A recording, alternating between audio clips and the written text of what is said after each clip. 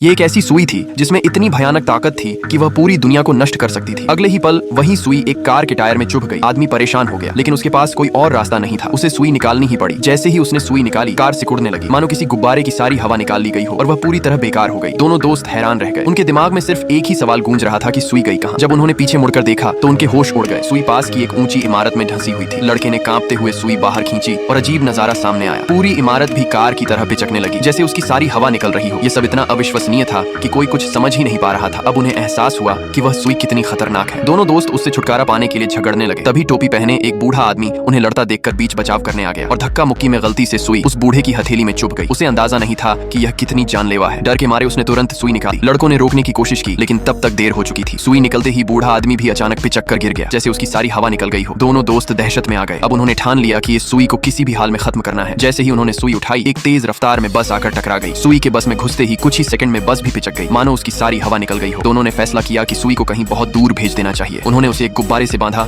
और आसमान में छोड़ दिया। उन्हें लगा कि अब वे सुरक्षित हैं, लेकिन तभी गुब्बारा फट गया और सुई सीधे जमीन में जा गिरी। इसी बीच टोपी वाला बूढ़ा किसी तरह फिर से हवा भरकर खड़ा हो गया और उन्हें गिरफ्तार कराने की धमकी देने लगा। डर के मारे दोनों ने जल्दी से जमीन से सुई निकाली और भागने लगे। उसी पल एक भयानक आवाज गूंजी। पूरी धरती पिचकने लगी, जैसे अस्तित्व की सारी हवा निकल रही हो। दोनों दोस्त एक दूसरे से कसकर लिपट गए और अगले ही पल वे भी पूरी दुनिया के साथ एक पिचके हुए गुब्बारे की तरह खत्म हो गए।